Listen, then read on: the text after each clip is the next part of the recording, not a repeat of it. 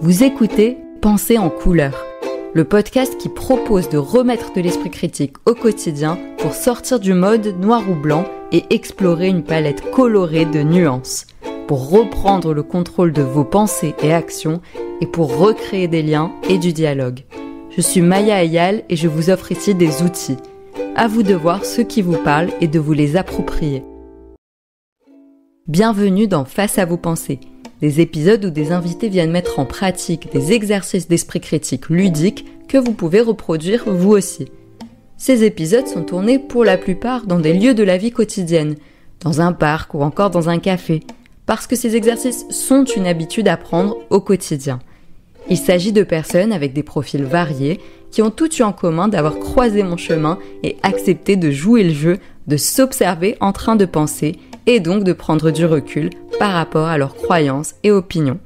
Si vous souhaitez vous aussi participer à l'un de ces épisodes, faites-moi signe.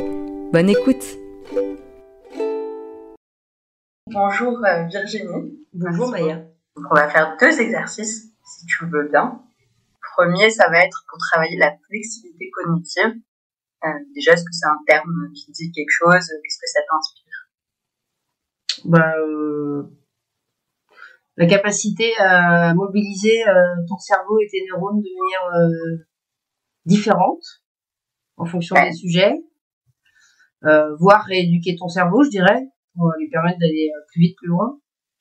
Ouais, c'est ça. C'est une capacité qui va nous permettre de faire plein de choses différentes, mais comme tu dis, ça va être la capacité à changer de point de vue, par exemple sur un sujet, de voir les choses de manière différente, la capacité aussi à passer rapidement d'une tâche à l'autre.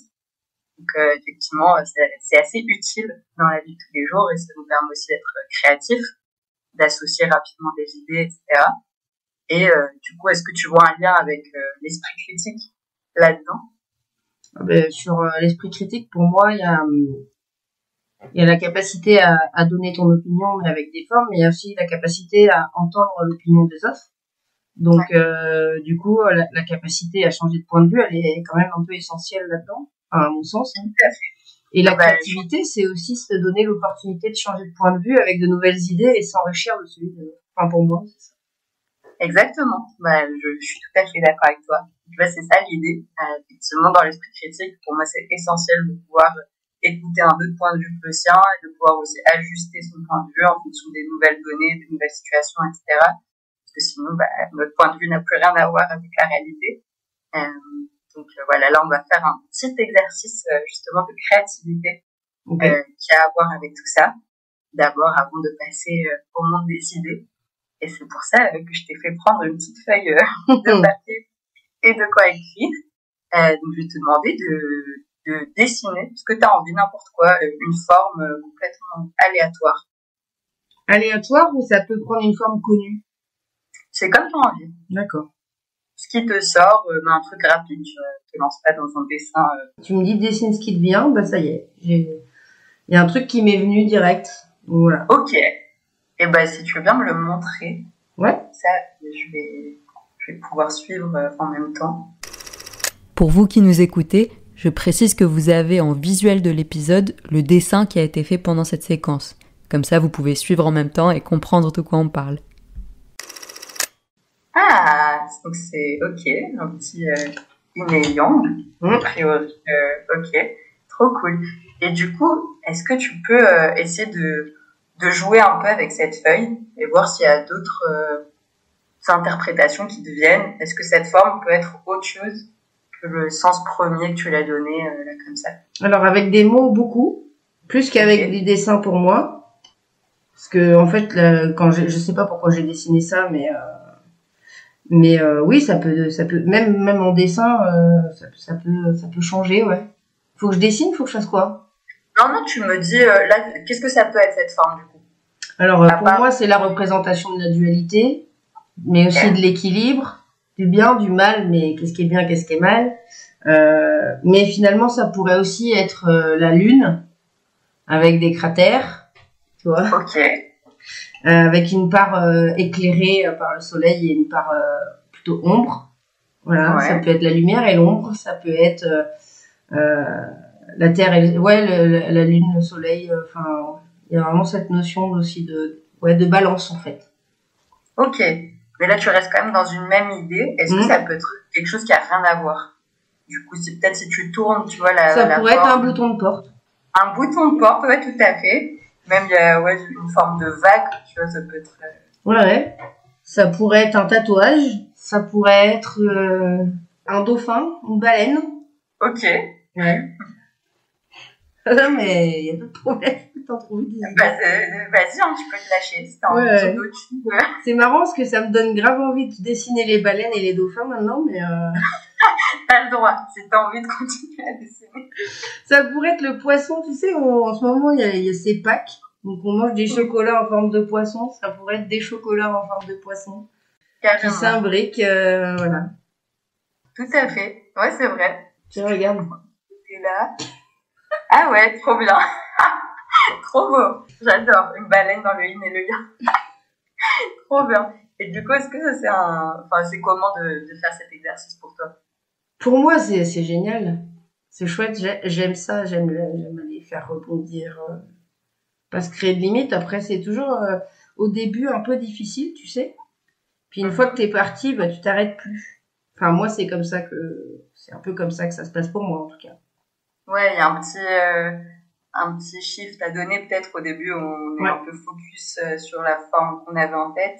Ouais, puis la créativité appelle la créativité. C'est-à-dire que quand tu commences à lever la barrière, t'enlèves une d'après, tu lèves celle d'après, tu relèves celle d'après et tu continues à lever les barrières, quoi. C'est ça. Et du coup, maintenant, là, ce qu'on a fait avec un dessin, on va essayer de retranscrire un peu le même cheminement mental, mais sur les idées, pour pouvoir garder un sujet de plusieurs manières. Et si tu veux bien, je vais te donner un sujet de société assez aléatoirement. Ok. Si il te plaît vraiment pas, tu peux me le dire, je t'en donne un autre. Bah, c'est surtout que c'est très particulier, les sujets de société, dans le sens où ça m'intéresse et en même temps, je m'en désintéresse du fait de la résonance que ça peut avoir dans nos vies. Voilà. Alors là, justement, l'idée, ça va être de se décentrer. Tu vas pas être sur tes opinions à toi. Ouais, Ce que je vais te demander, c'est de défendre en fait les deux points de vue contraires. Ouais. Pour et contre. Tu vois, donc là, le sujet que j'avais en tête, c'est l'euthanasie.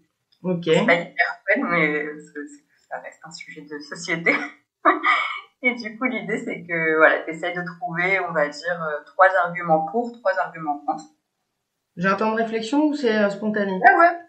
Quelques minutes, là, tu prends ton temps. Si t'as envie de parler, tu parles. Sinon, on se tait le temps que tu passes ça. On va dire 5 minutes à peu près. Ok. Bah, c'est marrant parce que je suis capable de te mettre le même argument dans les deux colonnes, quoi. Ah bah, faudra juste me l'expliquer. T'as le droit de tout faire. Moi, je fais l'exercice en parallèle, comme ça, on peut en parler un peu.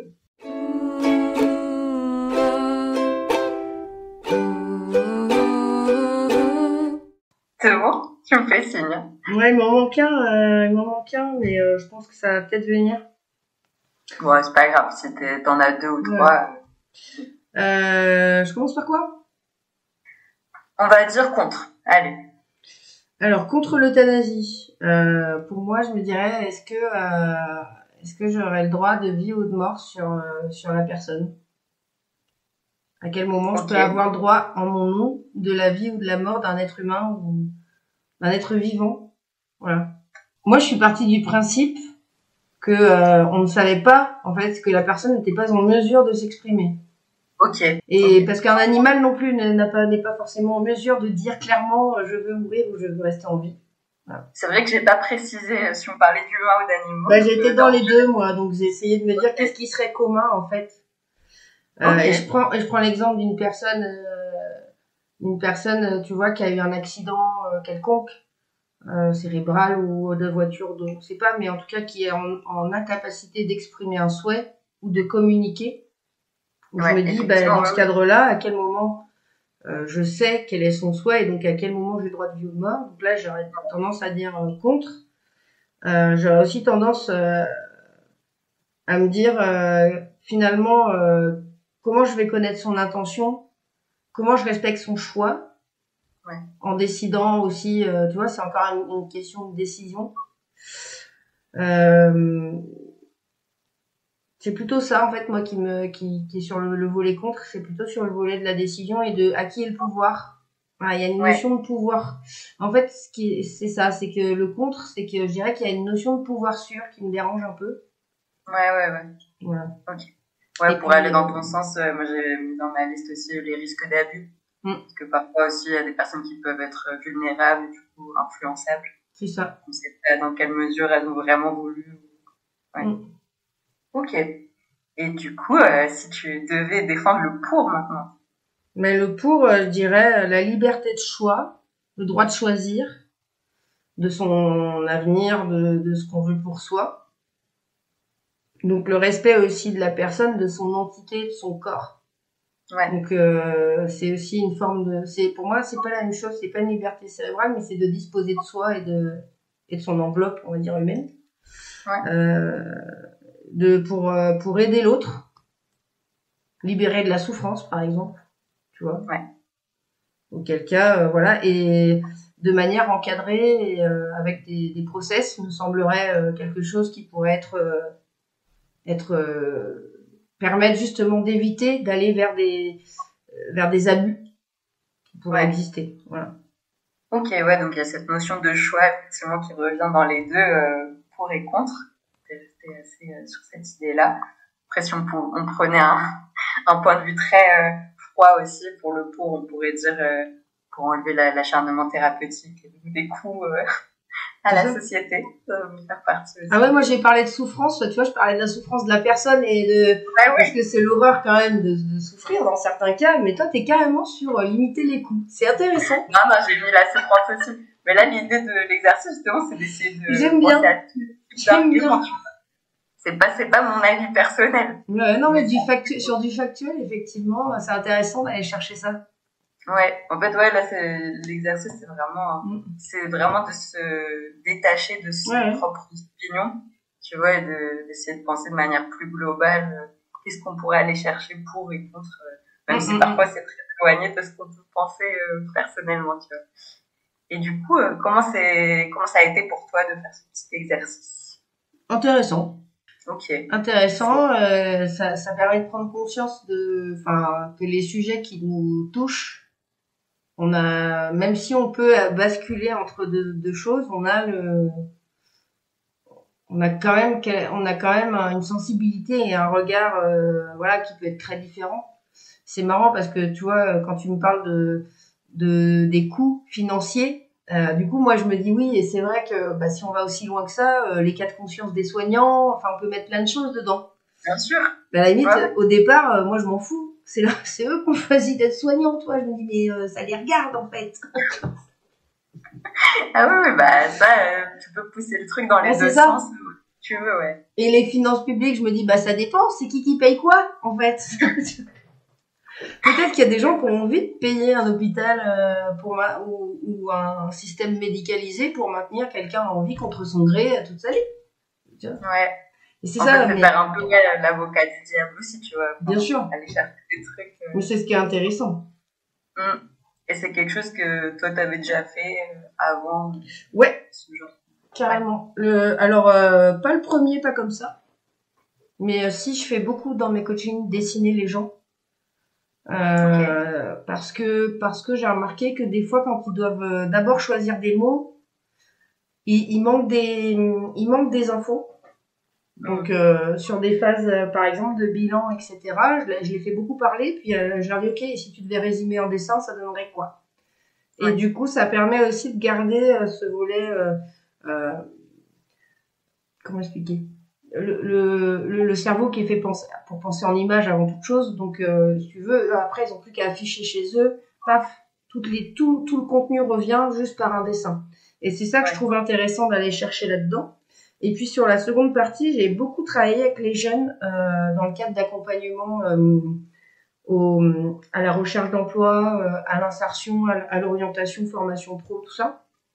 Et sur certains dispositifs, on avait un peu la liberté de faire ce qu'on voulait avec eux. Et on a travaillé notamment sur des débats critiques, justement la mise en place de débats, et où ils devaient tirer au sort leur camp. Et forcément, ça nécessite d'aller chercher des arguments quand on est contre son opinion, son propre opinion. nécessite énormément de prise de recul pour se dire, mince, comment je vais aller chercher ça. Donc, c'est très intéressant, Mika.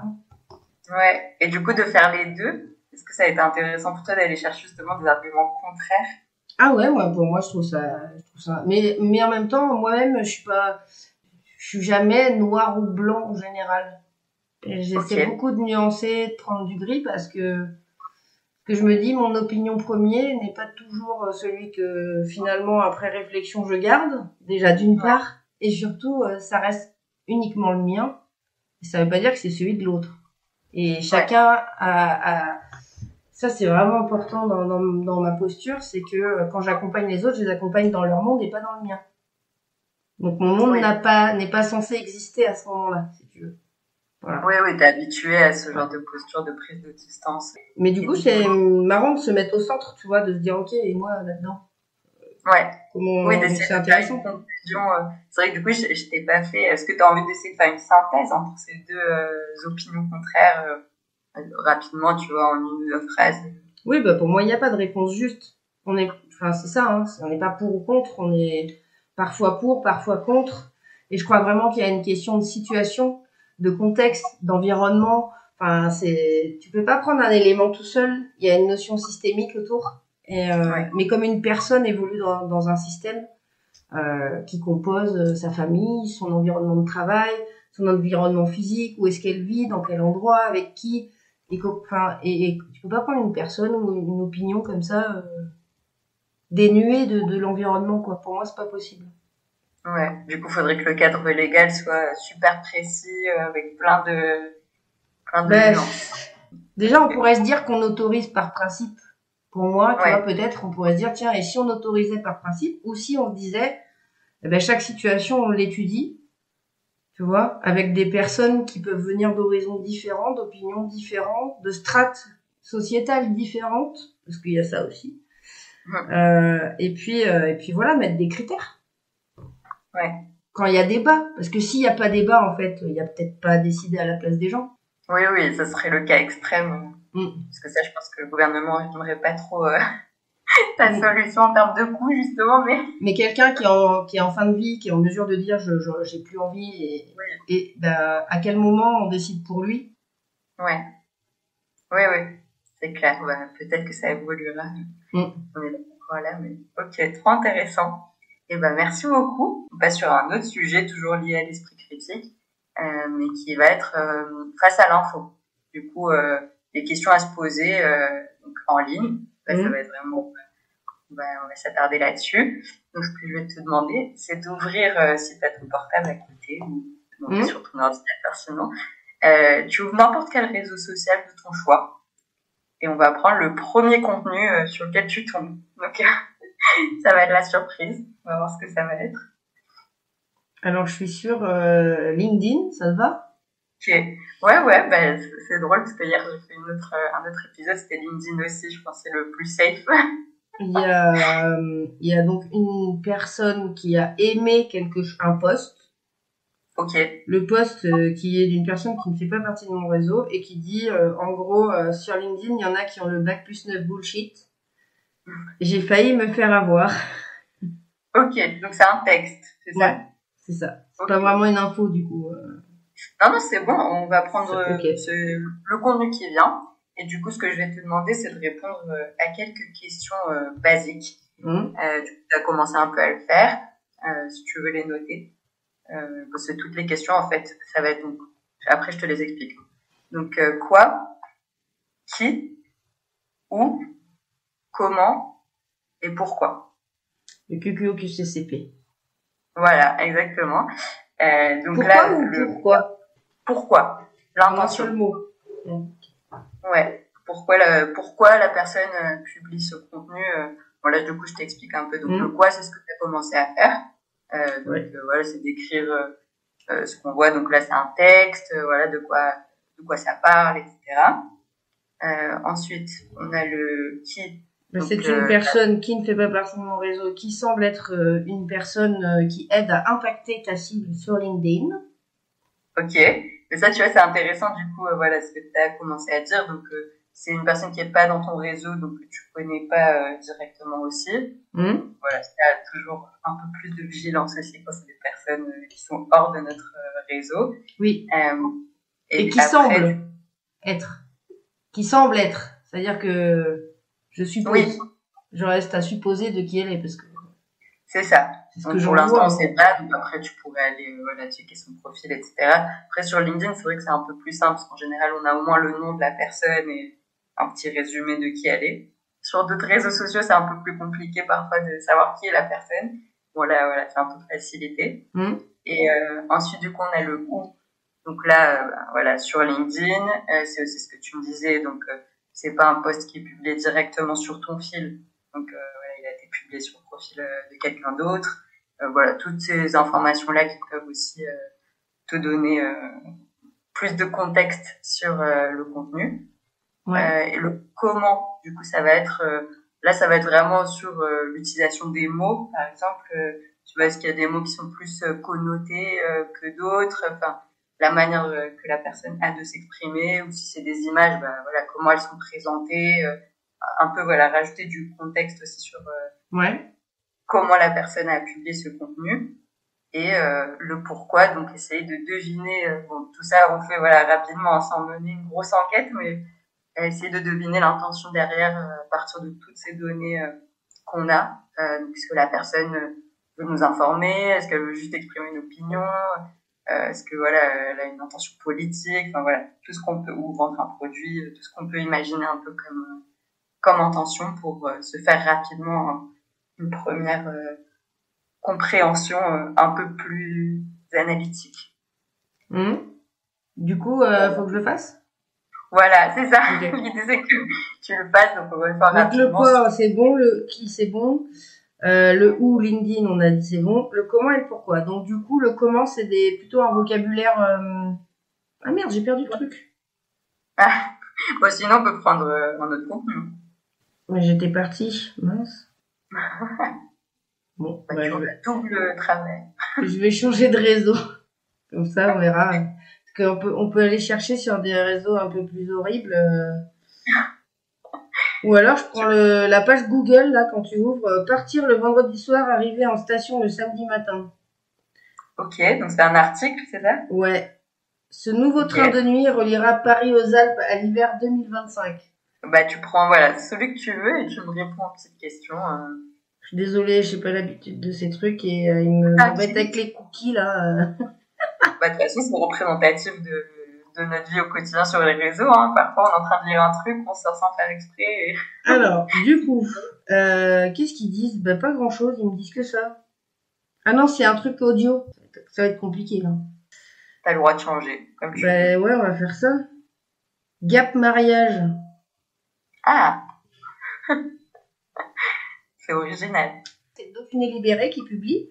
Ah, réservé aux abonnés. J'ai pas le droit d'accéder. C'est dommage. C'est donné aussi sur le contenu. Donc là, compliqué de se faire un avis, effectivement. Selon l'URSSAF, alors est-ce que j'ai accès? Parce que sinon, ça sert à rien. A priori, j'ai accès à une partie de l'article au moins. Selon l'URSSAF, 2 auto-entrepreneurs sur 5 trichent sans le vouloir. Des erreurs de déclaration les privent des droits sociaux essentiels. Ok, ça c'est le titre, du coup, tu me dis, c'est ça? C'est publié par Hellobiz. Voilà, ouais, c'est le titre. Hein. Hellobiz, ok. Ouais. Ça c'est qui? C'est le site internet. Ok. Est-ce qu'on a plus d'infos sur ce site? Franchement, pas du tout. Donc là, c'est important, voilà, en tout cas... D'aller le chercher, oui, clairement, ouais. Après, je te dirais que c'est de l'actualité business, je pense. Ok. Ouais, après, ça peut être un blog aussi. Hein. Présente les nouvelles innovations, start-up, idées de business. Source d'inspiration des entrepreneurs. Ok. Bon, ça, on n'est pas très sûr que ce soit fiable, du coup. À checker. Okay. Après, faut voir les sources, quoi. Ouais, est-ce qu'on a un nom d'une personne qui a écrit l'article? Que je cherche. Ouais, c'est une journaliste qui est sortie notamment de la Sorbonne. Ok.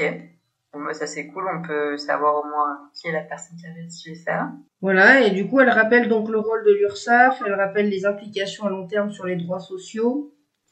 Elle part d'un témoignage au départ. Hein.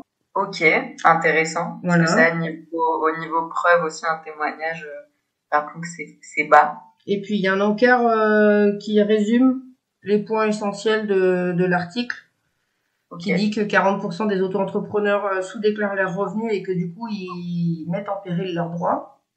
Et ça, ce chiffre, est-ce qu'on a la source, par exemple? A priori, ce serait l'URSSAF, de ce que je comprends. Enfin, dévoile une réalité troublante de points, ouais, pour moi, c'est l'URSSAF. Donc il y a le témoignage qui est d'un auto-entrepreneur, et puis ça rappelle le rôle de l'URSSAF dans l'éducation des auto-entrepreneurs pour sécuriser l'avenir. Donc comment elle s'y prend, c'est quand même très... je trouve que c'est un article qui semble en tout cas assez structuré, qui va chercher divers points de vue. Notamment avec des chiffres qui sont issus d'enquêtes relevées par l'URSSAF. Donc là, on est sur un organisme qui est quand même d'État et là, pour moi, c'est OK. Aller chercher le témoignage d'un vécu aussi d'une personne qui a été confrontée au problème. Et puis, il y a une partie un peu plus analytique qui dit, est-ce que le problème ne viendrait pas aussi de la complexité? Comment on rend accessible? Donc pour moi, c'est un mélange assez intéressant de plusieurs manières d'aborder le sujet, tu vois. Et c'est aussi ce qui fait une forme de fiabilité pour moi, dans le sens où on n'a pas un unique point de vue. Voilà. Ouais. Alors du coup, ça effectivement, ça a son côté intéressant, comme tu dis. L'autre côté, c'est aussi, du coup, la source n'est pas première du chiffre, par exemple. Donc ça, toujours quand c'est un propos rapporté, c'est bien de garder ça en tête. C'est un propos rapporté. Et du coup, ça, typiquement, quand c'est un chiffre, ça peut facilement se vérifier, surtout si c'est d'un organisme comme l'URSSAF. C'est ça. Après, toujours quand il y a des citations de personnes, etc., garder en tête que c'est quelqu'un qui nous transmet une information. Donc, toujours garder un peu de vigilance, parce que c'est pas directement la personne qui le dit elle-même.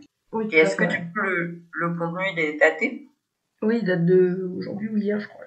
Je sais plus, j'ai zappé. 22 avril, ça. Ouais, donc il est récent, encore d'actualité. Et est-ce que l'intention, là, en l'occurrence, c'est un article d'actualité, donc Ouais, d'actualité, puis je pense d'information aussi, essayer de renvoyer de l'info et de dire attention, peut-être soyez plus vigilants sur votre manière de déclarer vous-même. Ouais. Voilà, il y a plus un rôle d'alerte que de rôle. Enfin, le but, je pense pas que ce soit faire du buzz non plus, quoi. Oui, dans les mots utilisés, etc., tu trouves que c'est assez neutre? Sauf le titre, en fait. Ok. C'est-à-dire que, pour moi, le verbe tricher, il est employé quand la personne, elle gruge et que c'est à son avantage. Ouais. Et là, c'est l'inverse. C'est-à-dire qu'ils disent 2 auto-entrepreneurs sur 5 trichent sans le vouloir, 2 points, des erreurs de déclaration qui les privent des droits sociaux essentiels. Donc en fait, ils sont victimes. Donc c'est pas une triche, c'est une erreur. Ouais. Pour moi, donc là, il y a un souci. Il y a un souci de cohérence avec le reste de l'article, en fait. Parce que le reste n'est pas du tout écrit comme ça. Et donc on sent que le titre a vocation d'accrocher le regard et de faire du buzz, alors que le reste de l'article est complètement informatif. Et donc c'est un peu la contrebalance, quoi. Ok, typique des titres clickbait de nos jours. C'est ça. De la guerre de l'intention. Oui, mais comme quoi, derrière un titre accrocheur et débile, il peut y avoir un article intéressant. Tout à fait. Et vice-versa, on peut avoir un titre pourri et un contenu pourri aussi, hein, mais voilà. Effectivement, parfois on a les deux. Mais c'est vrai que c'est la tendance, en tout cas actuelle, de faire des titres assez couleur. C'est ça. On a envie de cliquer, quoi. Ok, trop cool. Alors, du coup, est-ce que ça aussi, c'est quelque chose que tu penses que tu fais déjà, de te poser un peu ces questions-là quand tu vois un contenu Alors, je sais pas si je vais aussi loin de comment c'est pas forcément conscient du comment c'est écrit et pourquoi c'est écrit. Ok. Je pense que je le fais inconsciemment. Ou en tout cas, quand ça me choque, je me dis, waouh, c'est vraiment à volonté de faire parler, quoi. Ou c'est vraiment, voilà. Hier, je suis tombée sur une vidéo, je scrollais, fin de journée, fatiguée, je scroll, je regarde des trucs débiles. Je sais pas, ça ne m'arrive jamais. En plus, c'est drôle que ça m'arrive juste la veille de notre entretien. Enfin, je scroll pas sur des vidéos en fait qui n'ont pas de sens, tu vois, les vidéos rigolotes. Et hier, je devais être fatiguée et je tombe sur un truc et il y avait une image d'une falaise qui s'effondre dans une rivière et puis donc sur la plage il y avait des gens, tu vois. Et en fait tu vois que c'est une IA qui a créé l'effondrement de la falaise parce que les gens ne bougent absolument pas, sont là. Voilà. C'est À moins qu'il soit très zen. Et puis après, tu commences à regarder le détail, tu regardes une deuxième fois, donc tu vois tout le raccrochage vidéo qui est mal fait. Enfin, et donc effectivement, tu vois, il y a des choses où tu es plus ou moins attentif peut-être à te dire, mais c'est quoi le but derrière de faire ça? Moi, perso, là, j'en vois pas et j'ai pas envie de me demander parce que je me dis, il y a aussi mon cerveau, faut que je l'économise, il a bien assez de choses à penser. Mais voilà. Après, si j'ai la vigilance de quand il y a des infos un peu tapantes, un peu, tu vois, à vocation de faire du bruit et qui sont pas toujours très à volonté, en tout cas de faire du bien, pas toujours, voilà, d'aller vérifier mes sources, de regarder qui publie, est-ce que c'est une source fiable, et voilà, ça ça fait partie de mon instinct, ouais, carrément. Et j'ai même, je vais aller plus loin, c'est qu'aujourd'hui, il y a des médias que je ne suis plus, que je ne veux plus suivre parce que pour moi, ils ont été un peu politisés, un peu aussi, ils ont une direction claire, voilà, affichée et qui me convient pas et qui a vocation première quand tu vas un peu plus loin de garder les gens dans la société dans un état d'esprit qui leur convient mais qui n'est pas forcément bon pour la société en elle-même, hein. Mais voilà, et je trouve il y a un fort pouvoir de manipulation derrière l'info.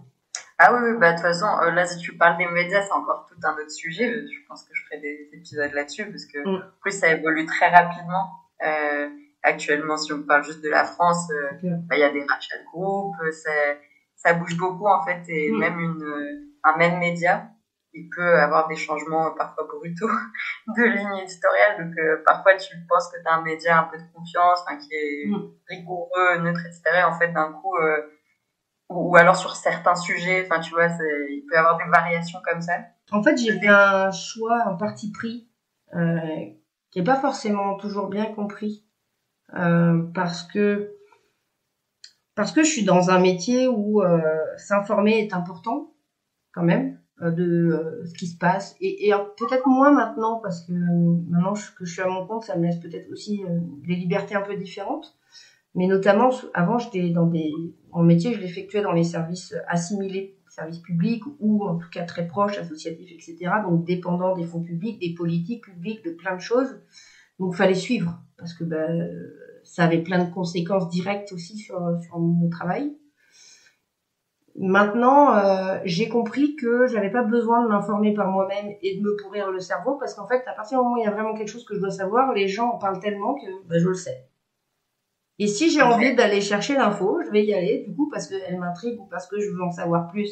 Et j'ai envie d'aller mettre aussi mon opinion et mon jugement de est-ce que c'est fiable, pas fiable, etc. Mais je ne vais plus, moi, à la recherche d'infos comme ça, y compris sur les réseaux, juste pour avoir de l'info, L'info, on en a plein, on est en surconsommation. Et je trouve qu'on retient plus rien, en fait. À force de bouffer de l'info, on ne retient plus rien. Notre cerveau, il fonctionne plus comme il devrait. Voilà, enfin, et c'est un choix qui est pas toujours compris parce qu'effectivement, il faut être cultivé, etc. Mais en même temps, moi, ça me permet de choisir, en fait, ce que je fais rentrer dans mon cerveau ou pas. Voilà. Ouais, et de pas le subir. C'est comme tu dis, si t'as le réflexe parfois d'aller creuser, c'est ok, hein, tu vois, si tu te bases entièrement sur ce que les gens te disent, ça peut être risqué parce que forcément ils interprètent. Mais par exemple, le pape qui est mort, je le sais parce qu'on me l'a dit, pas parce que je l'ai vu aux infos, tu vois. Oui. Tu te rends compte, le pape est mort. Ah bon? Mais en soi, je pourrais sinon être tous les soirs devant ma télé à regarder une foule de gens en train de pleurer sur la place du Vatican. Et du coup, être moi-même triste à distance, voilà, et subir cette espèce d'élan collectif qui peut être très positif, mais aussi très négatif sur la vie de chacun. Enfin, après, chacun... Et moi, j'avoue que subir des trucs comme ça, qu'on essaye de m'envoyer alors que je les ai pas demandés, j'en vois pas l'intérêt. Voilà, c'est tout simplement ça. Okay. Non, mais chacun trouve une manière de survivre un peu dans ce monde qui est trop souvent. Donc, non, ça peut tout à fait se comprendre. Donc en tout cas, ça a été trop cool d'échanger avec toi. C'était un plaisir partagé. Trop bien. J'espère que ça t'a donné peut-être des outils, toi aussi, utiliser au quotidien. Je te remercie. Carrément. Et l'idée, c'est aussi que pour ceux qui écoutent ce podcast, ce soit des petits exercices réplicables qu'ils puissent faire aussi de leur côté. Et je mettrai ça en ressources dans le podcast, mais je vais te les donner aussi.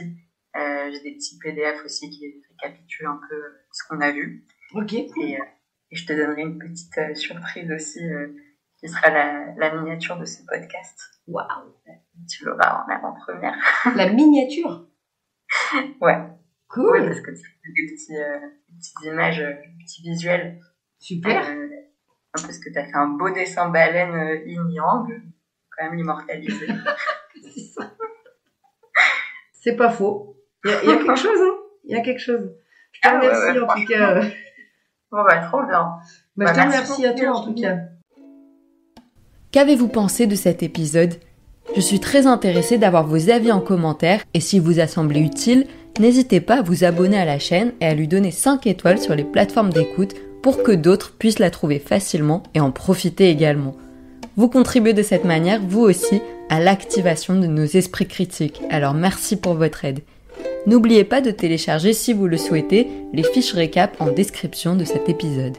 À bientôt! Critique et persiste, mais